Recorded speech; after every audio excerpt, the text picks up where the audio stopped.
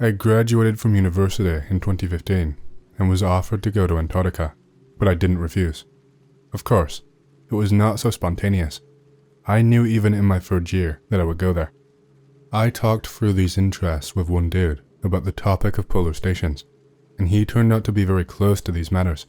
He says, if you want to go off into the unknown snowy fucking places, you are welcome. I say, of course I want to. Fuck you. Who wouldn't want to? Adventures and all that. But I am not a scientist. How can I meet the minimum requirements? And my answer is nothing terrible. There are no special requirements. Now we need a person who knows how to work with a computer, does not bruise, and is at least a little friendly with his head. I think, no, but what? They pay decent money for the season, more than $1 million, and Antarctica is the most promising thing that will happen to me in the foreseeable future. There will be something to tell the grandchildren, and I have something to tell you, unfortunately, but perhaps in order. I went through a medical examination. A commission examined my body, made sure I was in good health, fit, and then took a couple of theoretical classes. In fact, they said that everything would be explained on the spot. We got to the very ass of the planet for 2 whole months on the ship Academic Fedorov. There are enough stories about the journey for several posts. For example, at Neptune's festival, we had an awesome story for a pasta about shit. There will be a lot of beaches, so I will be extremely brief. We stayed twice, in Bremerhaven and in Cape Town, South Africa. In total, I stayed on the expedition from October 2015 to March 2017. In general, I worked there as a magnetologist. The tasks were not very intellectual. Control the operation of magnetometers, monitor the free bars on the monitor, and send reports back every day. There was only an hour's work to do, and there was no epic walking on ice, conquering the poles, and eating one's own sled dogs out of starvation. And it was not the cold at -50 that was my main enemy, but boredom. This is because I didn't go outside often, so I hid near appliances in warm rooms. However, there was nothing special on the street. Only in the first days of my stay at the station did I often make forays and enjoy the contemplation of the icy desert. It seemed that I was on another planet. Everything there was so unusual. There was a feeling of the unreality of what was happening. It was forbidden to go far from the station due to safety precautions in case you get lost, so that there are no unnecessary problems. Experienced people joked about this, saying, don't go far from the station, otherwise the cryons will devour you. Such terrible mythical creatures that are not afraid of frost and attack unlucky polar explorers. Leisure time came down to reading books, working out in a mini rocking chair, and trying to master the super slow internet. This is only at Rashkin stations. The internet is slow. Other countries have everything fucked with this. Insane. We communicated with other team members only during meals and some common work, so it was lonely, and I even became a little wild. When I returned to the noisy city, I wanted silence and solitude, a little neurosis, the most pressing thing on the psyche. This is the polar night. Gloomy atmosphere. The movie, 30 Days of Night, immediately comes to mind. Complete apathy. You don't want to do anything. There is such a tradition. When the temperatures drop to -80, they heat the bathhouse very hot, to 120 to 140 degrees, take a steam bath, and then run naked into the street. The difference is a symbolic 200 degrees. Steam comes out of your hot body, as if you were not a person, and vapor. People become like demons. It's a funny sight. And during this polar night, an unusual event occurred, which I want to tell you all about. One day, in June 2016, Big Earth contacted our station. The news concerned this neighboring Chinese station. It was located quite close, about 2 hours away by an all-terrain vehicle. Our Chinese colleagues had been unable to contact the station for 24 hours, so they asked us Russians for help, since we are closest to them, to check on them, so to speak. It's very strange. We fought in unison, because what kind of communication problems could there be if every station had several independent telephones for them all to break at the same time? Unreal. There must be some kind of emergency there. For example, a fire or something else. Therefore, We quickly organized a rescue team of 3 people, including me, because I'm healthy. 2 meters if we have to carry heavy things, it's just right. And I also have a driver with me, and meteorologist. They provided us with everything that could be useful for all occasions. We boarded a tracked, all-terrain vehicle and drove across the ice to scout. Frost at -65, impenetrable darkness, aurora above the horizon. Finally something interesting has begun, I thought. It's good that it's on an all-terrain vehicle. It is difficult and dangerous to cover such a distance on a sled or on skis, especially on a hellishly frosty polar night, which is why the pioneers set up camps and waited for the arrival of summer. Catch frostbite like hell, plus hypoxia. Here the air is like in the mountains, the highest continent, so you can't go far on foot.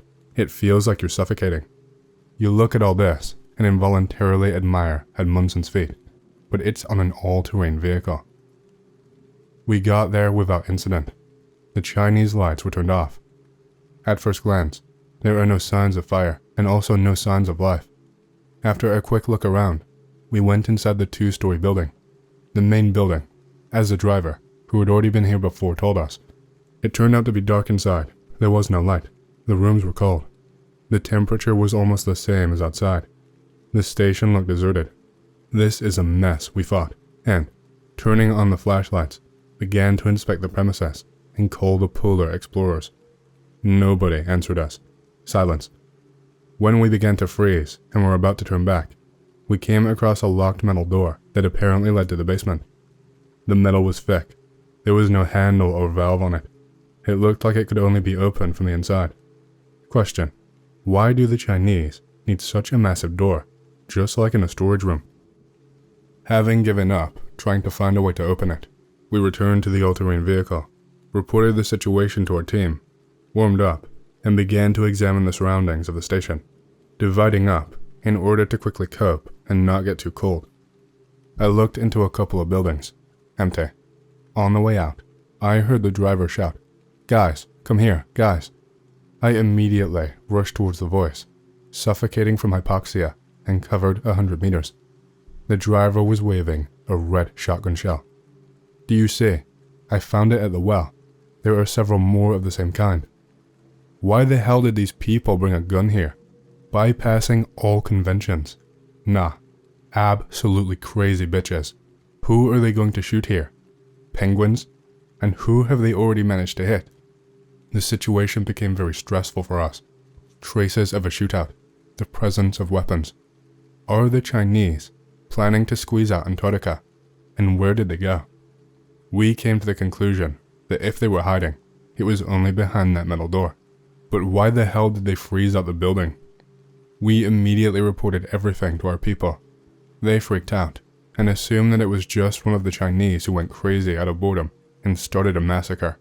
But we immediately rejected this version because there were no traces of blood or shot holes anywhere. The boss had to go back. There was nothing more to do at the empty station. They took the shell casings with them as evidence so that they could shove them into the faces of their Chinese colleagues and bring the case to trial somewhere at the UN. On the way back, the meteorologist's imagination ran wild. He assured us that he saw something flash very nearby. It disappeared into that crack. Bizarre. The driver trolled the meteorologist, joked about cryons, laughed, but for some reason, I didn't really find it funny, although I didn't see anything, and in general, this version in itself is funny, but I was on edge, and would easily believe in any monster. In any case, this would explain the disappearance of the Chinese. We managed to come back safe. We were not called back to Tulu. The shell casings were handed over to the station manager, and they began to await the investigation. It was painfully interesting what happened at the Chinese station.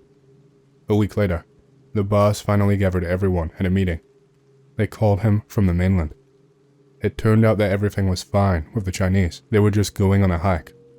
They say it was necessary to investigate something, so they dumped it somewhere. Plausible? No fucking way. The station is permanent. No one will leave it en masse. Someone will definitely be left behind. And why then did the Chinese ask us for help? Didn't the polar explorers notify them about their large-scale plans. As for the shell casings, by some miracle, the matter was hushed up, and we were told to remain silent. My ass smells it in vain. If the Chinese keep weapons, it is certainly not for peaceful purposes. This is a gross violation of the demilitarization declarations. I don't understand the motivation of our leadership. The matter was not even raised for general discussion. The Russian Federation and the People's Republic of China resolved the situation between themselves, and no Americans or other citizens were informed about this. There was a great temptation to go to that station again. Well, I couldn't believe that the Chinese had returned. It's probably empty, and then it would become clear that we were screwed. But the station manager said that there was no point transferring fuel in vain. They say, curb your paranoia, guys. The polar night has such a negative effect on you, and I advise you to take a course of vitamins, bitch. The rest of the expedition passed without news. I still monitored the operation of the magnometer, sent reports and read books. Life went on as usual. Nothing had changed. The station was functioning. The team was fulfilling the tasks assigned to it. Except that I began to go outside more often and peer into the distance, into the icy desert, as if trying to find answers to questions in the shimmering horizon. They quickly forgot about the incident and stopped talking as if nothing had happened, and I'm the only one who still keeps in my mind the picture of the abandoned corridors leading to that massive metal door. What happened there? I would like to know myself. I can say, not without pride, that working as a driver in Antarctica, one of the hardest and most dangerous jobs on the planet, into hell, 50-degree frost, all-terrain vehicles, no matter how brutal and powerful they appear, have a bad habit of constantly breaking down, and you have to repair them, change components, and some actions must be performed with your bare hands, and that's okay. 50. What if 60 or 70 degrees? What if there's a snowstorm on top? Thank God it only gets below 80 degrees a couple of days a year. If you inhale sharply and deeply through your mouth, pneumonia is guaranteed. A real holiday when the thermometer shows -30. At least come out and sunbathe. Resort. I came to this distant continent not by accident, but even on purpose. I had such a dream since my childhood. I watched books and films.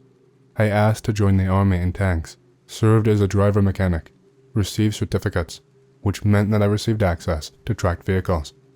Well, I applied to St. Petersburg.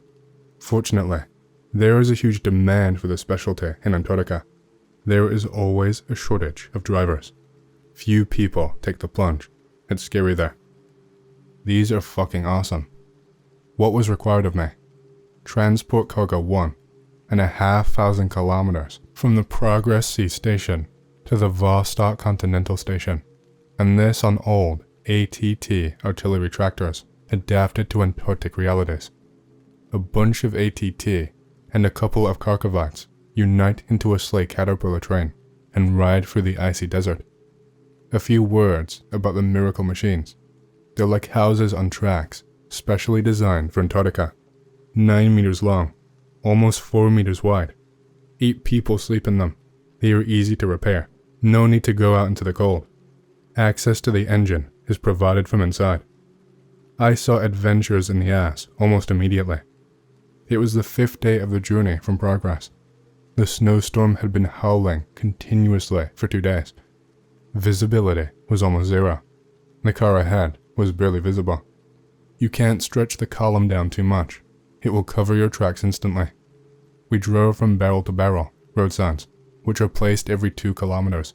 In such weather, if you accidentally turn off the road, you are doomed. No one will find you, no matter how hard they try. Unless you find your way back yourself, of course. I was driving, that is, and then I saw something flash from behind. The driver coming second to last, let's call him D, launched a signal with a flare gun. So something happened. The column stood up. With great reluctance, we climbed out of the warm cars and headed towards the horn. The wind is simply terrible. It's difficult to walk, and the snow scratches like sandpaper. They asked D what happened. He replied that the leader had disappeared somewhere. We look back, and there really is no one. The first thought is that he's behind. Let's wait a little, and he'll catch up. They waited, and they didn't catch up. We got worried. We asked how long ago the trailing one disappeared from view, and the driver stares blankly, picks at the ice with her foot, and says, "Actually, he hasn't looked back for a long time, so who the hell knows?" We shouted obscenities, and immediately sent one car down the road back. We still found the one who had strayed from the column, clicking his teeth from hypothermia, but still alive. As he told us, it drives, and then bam, the all-terrain vehicle stalls and stops. The main clutch flew off. While I was stupid and unsuccessfully trying to update the starter, the column went into a snowstorm, and no one saw the launch of the signal flare. I kept hoping that they would quickly notice the straggler, but no one paid any attention. There is 1,000 kilometers of field around, and not a soul, not a gopher, not a mosquito, not even a bacteria. I sat for a long time. The interior quickly got cold, and after half an hour, it was like being outside, except without the wind. I had already said goodbye to life, and then our people arrived. He burst into cold ice tears and started hugging and kissing. Antarctica allows you to rethink life. It really does change people. It is there that you can discover your dark side. In difficult situations, people reveal their essence, and that's when you can find your best friends. I got along with Vladimir Kyukin. We helped each other out more than once. We spent 2 seasons in Antarctica together. We went through a lot. I've never had such comrades in my life. The soul of the company, a brave man with a code of honor. There are a few of those these days, and I will never forget how he died. 2008. The polar day is in full swing.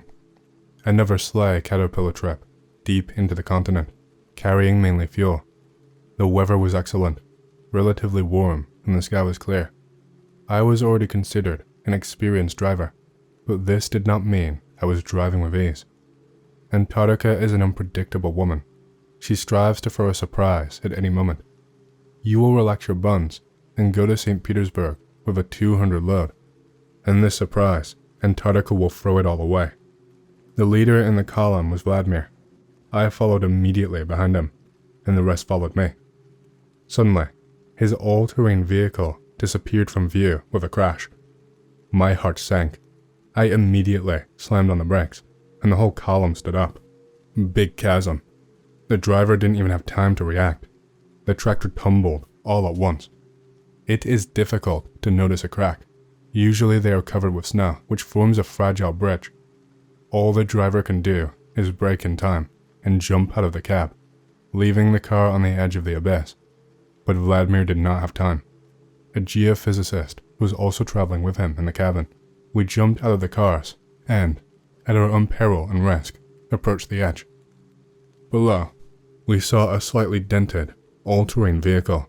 It fell 15 meters deep and got stuck between the walls in a hanging position over the abyss, caught on an ice cornice, and below is black. Then the cabin door carefully opens. A geophysicist with a bloody forehead looks out of it and literally begs us to pull them up. We quickly rushed for climbing equipment. While we were looking for ropes and an ice axe, a hysterical scream came from the crack, and the former emergency worker who remained at the edge shouted, "Bitch, faster with the ropes, faster." I think the car probably began to sink deeper. That is bad. Everyone was running back and forth, swearing, and it took them a long time to find the ice axe. They carried the equipment to the edge of the crack.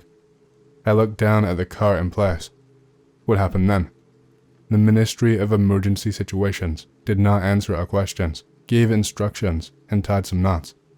He threw the end of the rope into the abyss, and when the frightened geophysicist tied himself up, he told us to pull on command. We pulled out another man, stuttering, with round bowls of horror, smeared with blood. We asked what happened to Vladimir. The answer was an indistinct muttering. We went back to the vehicles to drink some tea, and they went to the crack to torture the emergencies ministry. Then he told us everything. While we were looking for the rope, someone climbed into the door on Vladimir's side. Who exactly, they couldn't say. It was too dark. But they could clearly hear the swarming. It was then that the geophysicist screamed, shouted that something had climbed into the cabin, waved it off, and almost jumped down in panic. And then the rumblings in the car died down. And that's all. Vladimir still did not answer the call. What do you mean, someone climbed in? Have you had too much? We refuse to believe. What are you treating? Calm down for Vladimir. I won't, and that's it. I don't recommend it to you either. I wanted to punch this idiot in the face, but somehow I resisted. Then he told me to give me the equipment, saying he was tearing up himself, even though he was not a climber. I didn't want to leave my friend. They tied me up, told me what to do, and began to take me down to the all-terrain vehicle. There is darkness below. The bottom is not visible. The wind and echo walk along the crack. I heard that there are crevices several hundred meters deep, and there was talk of kilometers deep. It was breathtaking to realize that there was such an abyss beneath you. They took me down straight to the door on Vladimir's side. It was indeed open. It is not visible from above. The all-terrain vehicle is tilted towards the driver. I think it might have fallen out if he was knocked unconscious on impact. But how did you get the door open? Or did he open it when he tried to jump out of the car before falling into the crack? Shining a flashlight inside the cabin, I saw a sea of blood.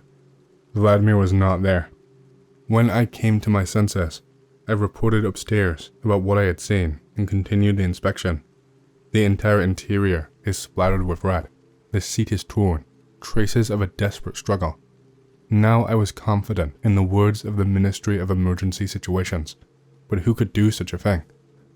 They pulled me back out. Through the radio station on the vehicle, we contacted Vostok, reported everything in the smallest detail. They, in turn, reported the incident to the mainland, thought everything over, and gave the command to continue the campaign, because you can't do anything anyway.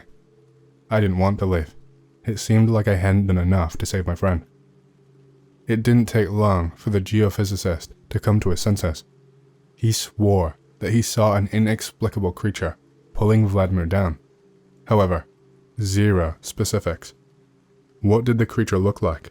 Where did it go? He couldn't explain anything. His memory was lost from shock. He didn't even remember how they pulled him out and took him to the car. His brain was busy with fear. At the station, the story about a certain creature was treated with great skepticism, and we attributed everything to an accidental fall from the cabin. Death was attributed to this. They didn't believe us, which is not surprising. After all, if someone attacked those who failed, it means there is something living in the cracks. And this destroys the scientific picture of how creatures, especially predators, can't live in the depths of the continent. This means there must be those whom they feed on, so there must be a whole ecosystem. There are no signs of life on the surface. Maybe it's something under the ice then.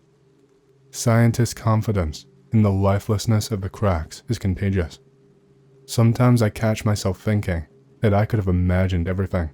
I just saw what I wanted to see. Nervous tension, stressful situation, influence of hypoxia. The human head is a wonderful thing. I saw a couple of drops of blood, and it seemed like a whole sea. In the darkness, the geophysicist saw not the driver falling out, but a monster. The emergencies ministry may have been too impressionable. What is this? Common sense, or an attempt to escape reality? Breaking through the icy desert, I will remember more than once the all-terrain vehicle hanging over a black abyss. We don't have journalists in Antarctica. No one wants to sail to the other side of the earth for 2 months for the sake of a lousy report. How often do you hear news from here? Very rare, right? And if you suddenly hear, then I bet the news will only concern the subglacial Lake Vostok. While more than 100 other stations have been deployed in Antarctica, which have their own equally interesting programs, in 1999, based on the results of aerial radar profiling, it was concluded that there were large voids in the ice thickness, approximately at the depth of 1.5 kilometers. Their nature is unclear. If the cavities at the very bottom of the glacier can still be explained by geothermal sources that melt the ice, then the appearance of voids in the very middle of the glacier cannot be clearly explained. Hypothetically, they appeared from the movement of the ice, or from the accumulation of some gas that came out of the ice with the release of heat. After a more detailed study, with the same georadars, narrow corridor tunnels were discovered between these voids. There are a lot of them, and they form real underground communication networks. The guys from our expedition laughed it off, saying, "The Nazis dug this up, so let's drill a well and we'll see Hitler." There were also conspiracy theories, such as alien tunnels.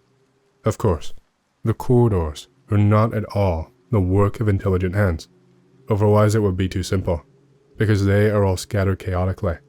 There is no logistics and signs of man-made work. It's purely the will of chance. They were created by nature. In 2001, our polar explorers began work on drilling wells above one of the largest voids in order to penetrate inside and find out the composition of the ice, which will tell us, by its chemical composition, about the origin of the tunnels. I have been working at the station since 2004 as a glaciologist, ice specialist, and at the time of writing these words, December 14th, 2006, the drill went 1,076 meters deep into the glacier. That is, there are more than 200 meters left to the voids. We plan to get it done this season, and we have a season until the end of January while temperatures allow us to carry out work. This year, I adapted to high altitude hypoxia much faster. My body was already used to it. The same cannot be said about newcomers. They walk pale and breathe heavily. One of them is just lying down, with an oxygen tank in his arms, vomiting for several days in a row. We are thinking of sending him back, but he protests, plays the hero. Tomorrow, we start drilling. December 15th, 2006. Busy with business all day. We just have time to work and drink tea. December 16th, 2006. No matter how much you inhale, that's still not enough. You only walk about 50 meters from the house of the well, and you feel as if you've run a marathon. 20th of December. For some reason, I don't write much in my diary, but I was thinking of being a local correspondent and then covering the mission of our almost unknown station in the media. I work all day. I get tired. Time flies. You don't notice. December 23rd. Something interesting happened. We were drilling and suddenly felt that the drill had encountered heterogeneity. This interested us, and we began to take out an ice sample. An hour later, the shell was lifted. We pulled out the core and discovered organic matter. At a kilometer depth. Motherfucking organics. Surprised is putting it mildly. First, we noticed some kind of black piece in the ice, began to examine it, and realized that it was a very natural, albeit rotten, piece of meat. We were simply overjoyed and curious. This irregularity was part of the animal frozen in the ice. The drill bit sawed off a large piece from the creature, from which it was impossible to determine its species. Meat, bones, and something black that looked like mold. Under no circumstances should the piece be defrosted. It must be sent for examination. They reported to the mainland, but they did not immediately believe it. The ice at this depth is 800,000 years old. Who could have lived in Antarctica at that time? We urgently requested a plane from the Progress station. The sample will be taken for examination to Moscow. While there was time, we examined the loot, but we couldn't make out anything. We packed the core. A plane flew in and took our find, and we began to think about how to completely extract this creature from the ice. December 24th. There was a lot of hassle with delivering the sample to Big Earth. First by plane from our station to the sea station, then from there by another plane to South Africa, from South Africa to Moscow, and then the scientists will get down to business. We can only wait for the results. How interesting. All day in preparatory work. We will extract the remaining parts of the creature. It was not possible to determine the size of the creature by echolocation, which means it is small. December 25th. Very delicate work. They swore a lot. By the end of the work shift, they finally pulled out another piece. From under a thick layer of skin, vertebral discs and the same black mold were visible. We discuss, build theories and guesses. December 26th and 27th. We took out 3 cores, understood how the creature lay, and drilled towards the head. Festered. December 28th. When I woke up, I couldn't open my eyes. They were stuck together. I panicked. I called the guys. They examined me and said that my eyelids have conjunctivitis. They soaked it in water, the pus softened, and I parted my eyelids. It was painful to watch. The light seemed to become brighter. My eyes watered. The pain in my throat was unbearable. I got sick at the wrong time. The doctor discovered a pale coating on the tongue and tonsils. He said that this morning, the entire drilling crew had similar symptoms. Got a cold. We worked tirelessly in the cold. Drilling work had to be stopped. I feel so bad. Evening. The temperature rose to 40. Weakness. It's not easier for the rest of my comrades. Someone is delusional. I hear someone vomited. The doctor is worried. Trying to protect us from those who are not sick, who come to our rooms to visit us. December 29th. I was delirious all night, dreaming that I was at a well, extracting eye samples, all night long. The white coating in the mouth has progressed into ulcers. It hurts to even move the tongue. An epidemic was reported to the mainland. From there, they ordered the sick to evacuate, but the plane could not be sent out due to bad weather. I'm vomiting blood. There are some strange hair inclusions in the vomit. My God. God knows what's going on at the station. The condition of the patients is deteriorating. Panic is growing. What kind of disease is this? The doctor said that someone's hair began to fall out. Is that creature really radioactive? I'm sweating like in a bathhouse. Saliva comes out too quickly and drips from the mouth like a mad dog. The eyes are sticky with pus. The temperature is under 40. I'm thirsty, but I can't drink. Every sip causes vomiting. December 30th. Everyone is already showing symptoms. No, this is not radiation. This is an infection. The entire station is infected. Osipchuk died from internal bleeding. I saw mushrooms growing in his mouth. It's disgusting. The doctor says it's a fungal infection. I remember black mold. Moscow confirmed that the creature was infected with an unknown fungus. The weather is bad. This is the crappiest new year of my life. I swallow antibiotics in batches. Osipchuk's corpse was covered with furry mold. The skin was falling off in chunks. Some kind of stinking mucus was flowing from under it. We took him out into the street. The whole station was saturated with the smell. The last entries were made in illegible handwriting. From the personal diary of the deceased polar explorer, Yegor Zorin.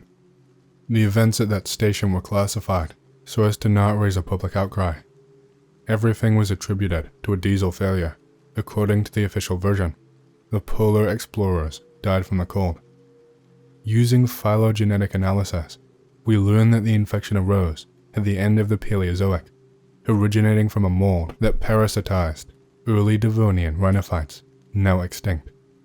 Considering its extraordinary contagiousness applies to all types of living beings and survivability, it may well be related to the most mass extinction in the history of the planet, the Permian Triassic. 80 to 90% of species died out.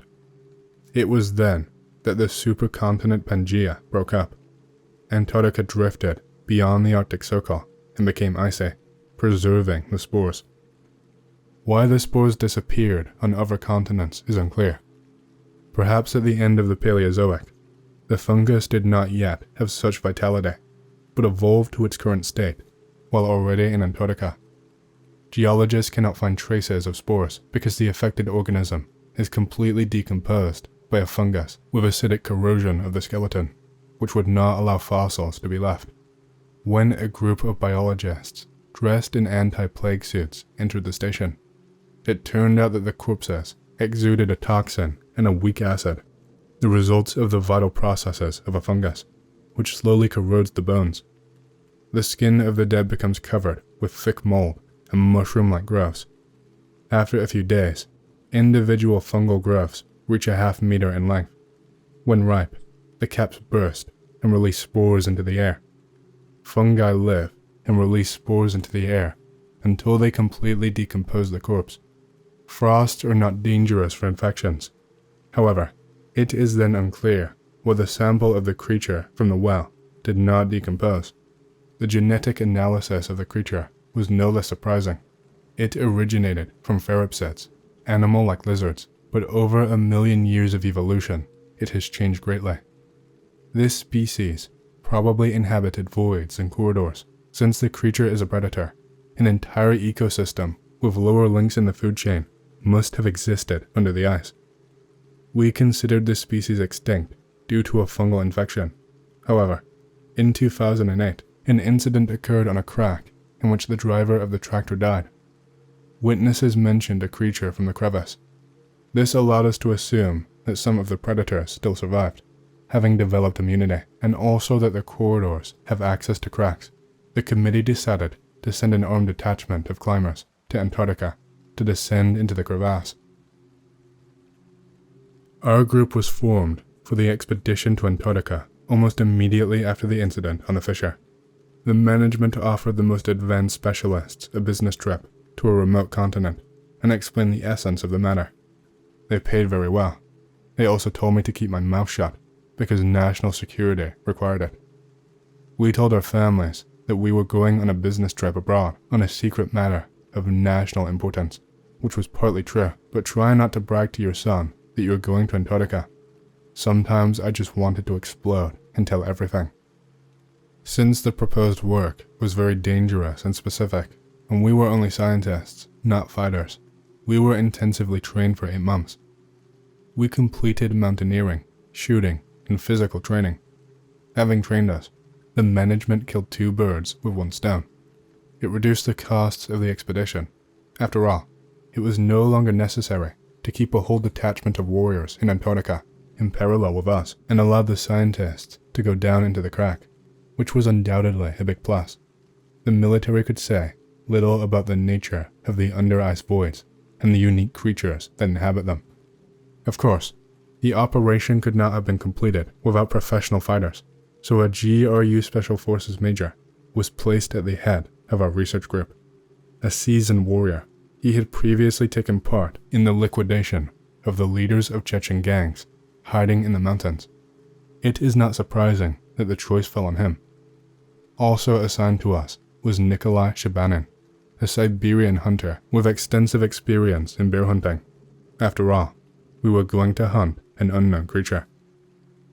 We were given a couple of lectures where they talked about the terrible fungal infection that devastated the station, about genetic analyses of parts of the creature's body, and about the systems of under-ice tunnels. The fact that other countries have also begun research has led to the construction of many new stations over the past 2 years.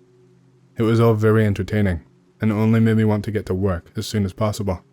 At the beginning of November 2009, all participants in the operation left the northern capital on the ship Academic Fedorov.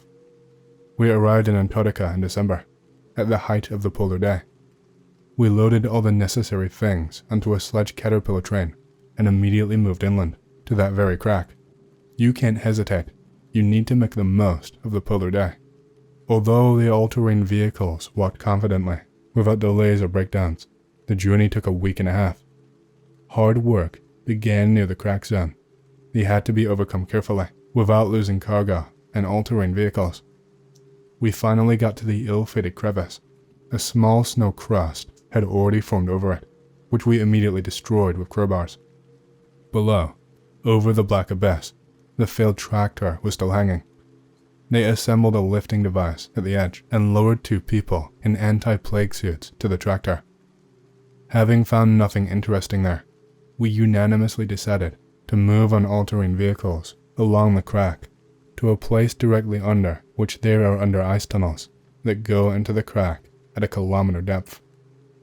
Previously, this area was carefully studied with ground-penetrating radars.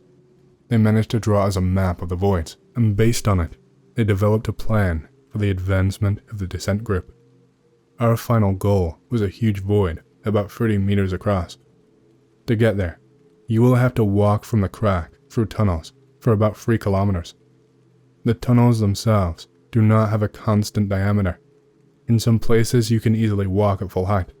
In some places, a truck can fit in, and in others, it is so narrow that you have to work with an ice axe.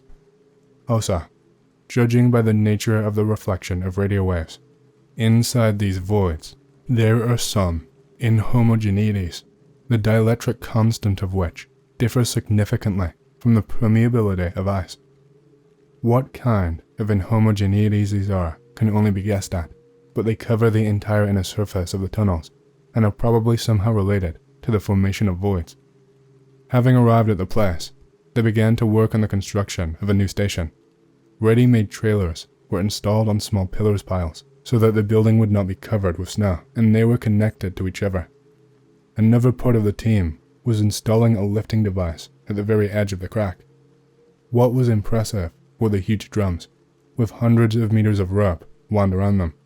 Although steel cables were more reliable, they had to be abandoned. The steel becomes very brittle at -60, and at the bottom of the crevasse, judging by calculations, there should be temperatures below 80. And this is with a summer temperature of 30 on the surface. The cables simply won't withstand the load. I wonder how these creatures survive in such conditions. Upon completion of the work, we went on a natural rest. We needed to gain strength before a technically complex operation. During this time, the station was guarded by armed guards in case something came out of the crack. I couldn't sleep. I was nervous. I was very worried. Who knows what awaits us there? Infection and aggressive creatures? Or maybe there will be an accident during the descent. For example, an ice cornice will break off from above and crush the entire group. In the morning, a high-calorie breakfast awaited us because who knows when we will be able to bite the next time. Everything below is probably contaminated with spores, and taking off your anti-plague suit there for the sake of eating is tantamount to suicide. Since we had to spend several hours, or even days, in the crack at extremely low temperatures, we developed special suits with internal heating, powered by replaceable batteries, the charge of which lasts for 3 hours. But if you turn on the heating only when freezing, then, judging according to tests and calculations, will last for almost 5 hours. Each person was given 2 batteries, which should be enough. They lowered us into the crack. The descent group consisted of 8 people in a lifting cradle. At the same time, small cabins were lowered down, in which we had to spend the night and warm ourselves at the bottom of the crack. We shone powerful beams of flashlights down, trying to notice the creature before it noticed us. Occasionally, the cradle had to be stopped to use ice axes to break through the ice cornices blocking the path. The temperature kept falling and falling. The strip of light from above became more and more imperceptible and dimmer. Rare conversations echoed along the icy crevice, plunging into darkness. It was as if we were entering another world. And here it is, the bottom of the crack, uneven and narrow. The thermometer showed -83. The heating had been long turned on in the suits. The device showed the absence of spores in the air, which seemed surprising. Just think how deep we are. For the next half hour, we wandered along the bottom and found a 1.5 meter gap, the entrance to the tunnels. It even took my breath away. There was also no hint of the presence of spores. We returned to the cradle and began installing the cabins. We steamed for a long time with the diesel engines turned on. Even the frost-resistant fuel behaved capriciously in such cold weather. We were ordered to wait in the cabins, recharge the batteries from the diesel engine, and rest a little. We set off on the road only 4 hours later. 2 armed men were left in the camp to monitor the equipment. Mysterious. At the entrance to the tunnels, I experienced the indescribable feeling that all discoverers usually experience. These are the voids that have haunted the bright minds of humanity for so long, voids in which hitherto unknown forms of life are hidden, changed by evolution over tens of million years beyond recognition. Life forms that have experienced a completely different path of development, unlike any other known to science. I took a closer look at the ice at the entrance, broke off a sample. Nothing unusual at first glance. Perhaps something unusual can be discovered in the chemical composition. At first, We didn't see any signs of life. When we went 50 meters deep, the instruments began to record the presence of spores in the air, and then the rays of our flashlights caught something orange that covered the entire inner surface of the tunnel. The same strange heterogeneity that had been previously recorded by ground-penetrating radars. The air here was more humid, and our feet stepped into a vile-looking slurry that flowed from the ceiling to the bottom and, very surprisingly, did not freeze. We took samples of the liquid. A more detailed examination of the orange heterogeneity revealed that it was a fungus, something like mold, but having no analogues with species known to science. The thought came to me that this had some connection with a fungal infection. The mold, in the course of its life activity, released a little heat and melted the ice, which, it seems, caused the voids to form. It fed on ice, or rather, on certain chemical compounds that it contained. We will find out when we analyze the samples. Further, the tunnel became spacious. You can walk at full height. We were in full combat readiness, and we were waiting for the moment when we would meet the predatory creatures. Having passed the fork and another couple of 100 meters, we caught our eye on something more interesting than mold, something black, in sharp contrast to its surroundings, lay there and did not move. Based on its outline, we guessed it was the same creature. It was motionless and seemed dead, but they did not tempt fate and fired a couple of test shots. It seems that the creature was indeed dead. We very carefully approached and examined it. The creature was completely black, its skin covered with the same coal-black, shaggy mold. A massive eyeless head, with hypertrophied vibrissae tactile organ growing on it. Strongly developed jaws without cheeks. Rows of thin and long teeth are visible. The body is flattened. The skin seems to be stretched over the bones. The limbs have unusually sharp claws, probably adapted for climbing on ice. The creature is frozen. Apparently, it has been dead for a long time. To celebrate, we reported the find to the surface. From there, we were told to move back to the lifting cradle and bring the creature to the surface for study.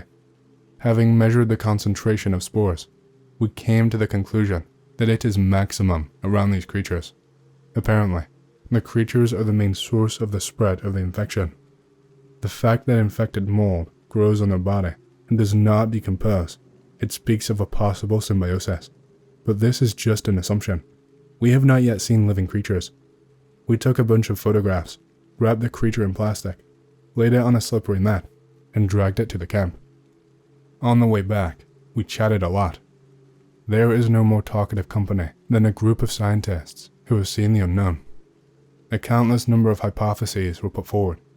Everyone gave free rein to their rich imagination. Everyone seemed to have forgotten that they were probably in the most dangerous place on the planet. The conversation was interrupted by the physiologist's frightened cry. Something is moving. Something is moving inside my suit. Damn, it's in my helmet. God, can't get it. He panicked and rushed around, not knowing what to do. We looked at him, and indeed, there was noticeable movement inside his helmet. Stop, don't panic. Just don't take off your helmet. Help, I can't get it. I can't get it out. It will kill me. The frightened physiologist grabbed his head and tried to somehow shake the creature off of his face. We simply did not know what to do and tried to calm him down, but in vain. The scientist tore off his helmet in a panic. Something small and nimble immediately jumped off and darted away. No one was able to shoot the creature, and it disappeared into the darkness. Meanwhile, the physiologist had already swallowed enough of the contaminated air and was vomiting. There was a most disgusting stench here. The military man picked up the helmet and forcibly pushed it back onto the panicker, twisting his hands. When the physiologist left, you could hear him sobbing. I'm going to die now, right? I'm finished. We covered the rest of the path in silence and alertness. No one understood how this creature managed to get inside the sealed suit. The only guess is that it climbed into it while we were relaxing in the cabins. Then the physiologist took off his suit while having a snack. The morale of the group was undermined. The physiologist, through hysterics, panicked and cried, It was impossible to calm him down. Instructions were received from the surface to isolate him in a cabin and not allow him onto the surface. Wait it out. Suddenly it will blow over and he will survive. Later, 2 people on duty contacted us. They saw a shadow slide towards the entrance to the tunnel and also heard some strange sounds from above. Who makes them is not visible. The beams of the flashlights do not reach so high. This meant that the same creature that we were dragging behind us was moving towards us, but only already alive. The last meters to the camp took forever, but surprisingly, didn't meet. Perhaps the duty officer was just imagining things. We have no one on the way. The military man took the gun away from the physiologist, out of harm's way, convinced him to take sedatives and climb into the cabin. Having discussed the further plan of action with the station, they decided to send 3 of them up with the creature in a lifting cradle and leave the rest below to rest and charge the batteries. I stayed downstairs. 2 paleontologists and a hunter were sent up with the dead creature and the obtained samples to cover them. The group below was disinfecting suits with a special solution and settled down to rest in separate cabins. Strong sedatives had a good effect on the physiologist, and he fell soundly asleep. When I was about to go to bed, the station chief contacted our group. We have serious problems. The lifting cradle came to the surface empty. No creatures, no people. When you hear such news, being in Antarctica, at the bottom of a kilometer-long ice crack, the thirst for adventure suddenly disappears somewhere, and it begins to seem that the prospect of sitting on the couch all of your life, in front of the TV, with a beer in your hands, is not so bad. You immediately ask yourself, what was I thinking when I agreed to come here? What a fool. Only now it's too late. You're in one of the most unfriendly places on the planet, next to unknown creatures that just killed several of your comrades. What did the station chief say? Is there blood all over the cradle? The speleobiologist laughed nervously, but his face immediately changed. They were armed, motherfucker. Automatic machines. 3 machine gunners. What happened there? How? Do these creatures give a damn about bullets? Everyone was scared, but the video camera operator was the whitest of all. Did they really not have time to notice how something was approaching them? Said the military man. So pull yourself together. Are you guys or what? I think they were attacked suddenly. They didn't have time to report anything. The Kazakhs were disbanded. Get ready. You can't hesitate. You need to inspect the bottom of the crack. They ordered us from above to find the corpses and remove the special suits from them. I fought, but there was nothing to do. An order is an order. They are very expensive. Costumes spare us more than our lives. The sedatives knocked him out on the spot. We left at the booths. The physiologist, who had swallowed the contaminated air, still did not wake up. Only the speleobiologist, the rest, 3 people, went in search of the corpses. We moved carefully, listening to every sound, constantly looking around, turning our flashlights upward, trying to break through the thick darkness. Next time we need to take spotlights. A military man broke the silence. Searchlights and a couple of snipers. They would grab these creatures from the darkness and click. Business done. And to take risks. They miscalculated this, yes. Silence again. Only the echo of steps. Just think, an unknown predator is probably climbing above our heads right now. We are in full view, shining our lanterns, and he is just waiting for the movement in the dark. He doesn't need flashlights. As we were previously informed, those who rose to the surface in the cradle were thrown down after a short struggle. Traces were left in the blood, judging by which one member of the group was pushed overboard. Another was dragged away, but no traces of the third were found, which meant that he was pulled down before the bloody puddle appeared. Samples of ice, mucus, and orange fungus remained untouched, but the dead creature that we obtained was also dragged down. Creatures that desperately need the corpses of their relatives. Interesting, I thought, trying to find analogies in the known animal world. The major suggested using a detector to detect spores in the air to search for the creature. When we turned on the device, we found a small amount of spores. Previously, the bottom of the crack was sterile. When we got to the place where the corpses should have fallen, we found nothing. However, the further we went, the greater the concentration of spores in the air became. After circling around the crack for a few more minutes, we saw something black. Having looked more closely, we found out that it was just a plastic bag in which we wrapped the dead creature.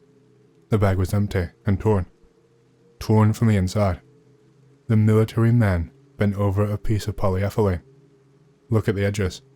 He was torn apart from the inside, and indeed, as if they were cutting with claws from the inside, the edges of the polyethylene were bent in the opposite direction. We silently looked at each other. It was clear. There was no longer any strength to be surprised. The military men immediately contacted the station and reported the find. Yes, the creature was not dead. It seemed to be in suspended animation. Yes, we definitely checked. We reported that we had already shot at it. We're not fools. Okay, I understand. Putting down the radio, the military man turned to us. That's it. It was frozen. No, we tell you. Next, we will examine the bottom of the crack, in case the creature just fell out of the bag. Valuable material should not be missed. And they also said that a couple of minutes ago, they found a paleontologist smashed to pieces on one of the cornices. His body is now being taken upstairs.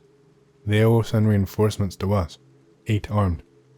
We continued our search, went further and further, but found nothing. When further examination of the bottom of the crack was obviously pointless, the major took out a walkie to contact the station. But the station was silent. Nobody answered. Strange, I thought, because their task is to provide round-the-clock communication with us, so that we can report any incident at any time, so that we can be given further instructions at any time. What happened there? Having sworn, the major said to return to the booths and keep your ears open. We arrived back quickly, and along the way, we repeatedly tried to contact the station, but to no avail. Communication was established only after half an hour, when the whole group was already seriously scared. The station commander reported that when the paleontologist's corpse was brought up and unloaded, 3 creatures from the crack suddenly and quietly attacked the station.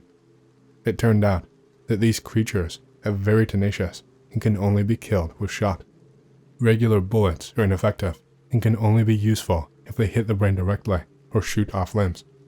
Plus, people on the surface hesitated, panicked. A meat grinder occurred. 3 people were killed, 6 were wounded, and most likely infected. All the creatures were shot by a cook who ran out of the trailer in time with a shotgun. The shot caused serious damage. It also turned out that the creatures act very intelligently and in concert, as if they were talking to each other. The station has now increased vigilance and is keeping an eye on the crack. The creatures were dismembered, piece by piece, with an axe, since no one knew what else they were capable of, and so as not to damage the brain, which needed to be examined later. The victims were isolated, the wounds were treated, and they are now being monitored.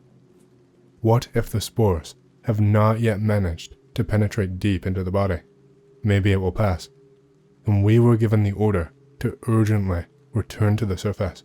The inspection of the tunnels was cancelled. It was necessary to re-equip the expedition. They will send a cradle with several people for cover. What to do with an infected physiologist? The major asked, shouldn't I just quit right away? Under no circumstances should the physiologist be delivered to the surface, answered the station master. Have you forgotten what happened at the drilling station? The spores from the corpses of the drillers were carried by the wind throughout the area for hundreds of kilometers. It is dangerous. It is very dangerous. You have 6, perhaps infected people there. One more thing won't make it any tighter. They treated the wounds with a disinfectant solution. They will be alive.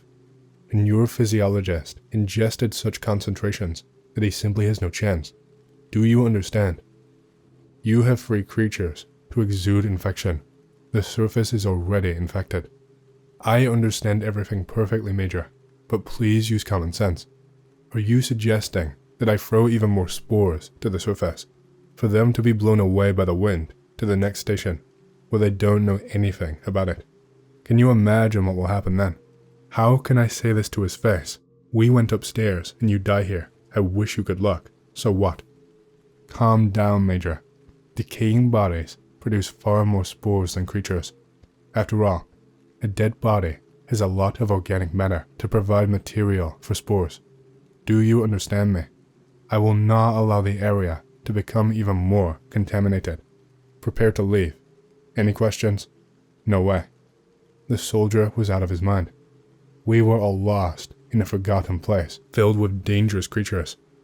Leaving a person to die from the most ferocious infection alone in such an ungodly place. The physiologist's reaction was obvious. He fell into the most furious hysterics, which was very difficult to watch. He begged us not to leave him here, begged us to give him a walkie-talkie, to talk to the station manager, got down on his knees, pressed for pity, promised money if we got him out of there. It was impossible to calm him down. And how can you convince a person to die? Meanwhile, the first symptoms of the disease, conjunctivitis, and a purulent plaque on the tongue were already noticeable. When the emotions ended, the physiologist realized that we could not be convinced and asked us to kill him. A bullet in the forehead and no suffering. The major was not against freeing the infected from future suffering, so he contacted the station. However, the station commander did not allow this to be done, since such a murder would cause problems for the entire expedition with the mainland. The military man exploded and told his boss everything he thought about him, but then he calmed down, hesitated for a minute, and said to the physiologist, "Sorry, if I do this, I will have problems, and I have a family. I need to support them. Without me, the family will die. Sorry, man, I'm really sorry." The infected cursed us, spat, but he did not have the courage to pounce, to give us a reason to shoot a bullet in the forehead. We headed to the lifting cradle that had arrived with reinforcements. It was very disgusting at heart. We all suddenly realized that we were real bastards. This ice crack exposed our true nature. I will never forget that terrible day. The first expedition accomplished its main task at the cost of great blood. All extracted material was sent by plane to Moscow, where it was subjected to thorough research. The wounded members of the expedition were observed for 2 weeks, but they never showed symptoms of the disease. Timely disinfection of the wounds did not allow the spores to gain a foothold in the body. In the samples of ice taken, products of emissions from ancient volcanoes were found. It was these chemical compounds that the orange fungus adapted to use as food. The compounds have very high concentrations in ice, which explains the ability of a closed subglacial ecosystem to maintain viability for millions of years without the participation of photosynthesis. All these materials, and especially the bodies of the creatures, allowed humanity to look at evolutionary processes from a different angle. The creatures possessed a hitherto unknown but perfect thermoregulation mechanism. Their blood is very similar in composition to the very mucus that orange mushrooms secrete, which is why the creature simply does not freeze. Only the skin can become frozen during suspended animation, but the internal organs will remain unfrozen. In addition, these creatures are unique in that they represent a special type of symbiosis of a fungus with a reptile. The infection has become embedded in their body at the genetic level. The mechanism of this anomaly is still unknown to science. Despite this insertion, the spores released by their body contain no trace of the creature's DNA. However, when the creatures themselves reproduce, combined genetic information is passed onto the young, which allows the new organism to generate a fungal infection. Unusual X chromosomes were found in the infection itself. Unlike normal chromosomes, their presence is not necessary to ensure life, but they perform the function of adaptation to external conditions. In a word, the fungus can quickly adapt to any medications, to any climatic conditions, and also quickly evolves in organisms, moving from one to another. It was this property that allowed the fungus creatures, when integrated with the infection, to make an evolutionary leap and adapt to the most difficult conditions. The perfect superweapon. The fungus are able to regulate their energy needs, i.e., they can go into suspended animation if there is little food in the ecosystem and wait until a sufficient amount of biomass is generated. The first creature was in such a sleeping mode and woke up in the lifting cradle, calling on its relatives for help, probably by ultrasound. The maximum duration of suspended animation could not be established. In fact, the body is partially frozen and physiological processes are greatly slowed down so that this can allow the creatures to exist in this way for a very long time. We are talking about years. The second expedition in 2010 has already made adjustments to its equipment and carried out a successful operation to explore the tunnels without casualties. Scientists have discovered huge egg clutches in the voids. The creatures laid their eggs in deep pools of nutritious mucus secreted by the orange fungus. The huge clutches caused amazement. This means the species must be numerous. However, it later turned out that more than 90% of the eggs were trophic, i.e. unfertilized, intended for feeding the hatch cubs. Egg weight ranges from 2 to 6 kilograms, diameter from 18 to 40 centimeters, depending on the stage of development. The shell is leathery. This time, the expedition acquired powerful searchlights, which did not allow the creatures to get close unnoticed. Snipers, armed with explosive cartridges, successfully shot them down.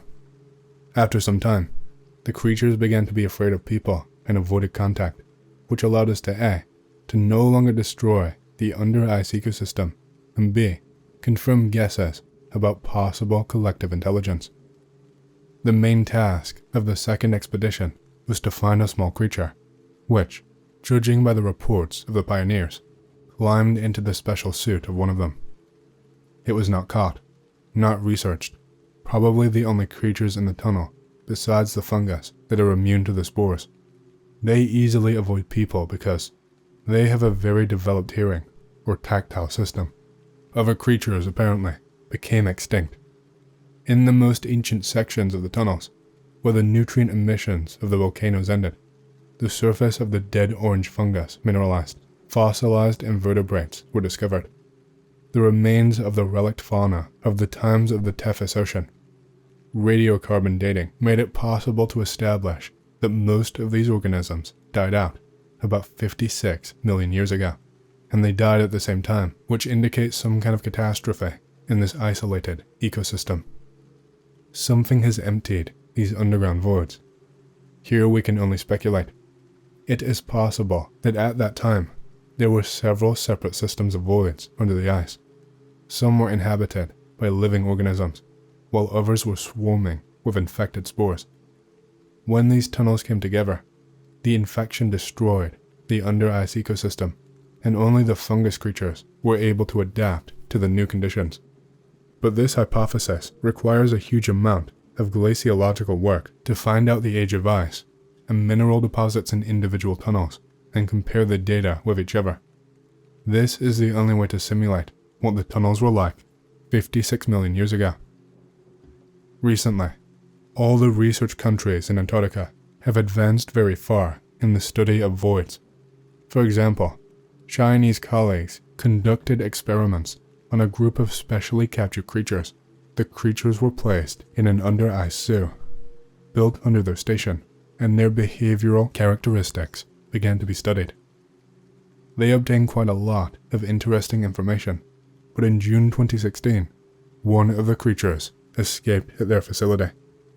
The automatic system locked all escape routes for the Chinese to prevent the infection from breaking out. The Chinese were unable to stop the creatures due to poor coordination of actions. The Big Earth almost sent uninitiated Russian polar explorers to their deaths. Only the special group that arrived at the scene eliminated the creatures. Famous caves with unique closed ecosystems, such as Mova in Romania or Aelan in Israel. There are thousands of undiscovered underground voids similar to them all over the planet. People stumble upon them completely by accident when developing quarries, mines, etc. And when they do, their amazement knows no bounds. And who knows what other creatures the Earth's thickness hides.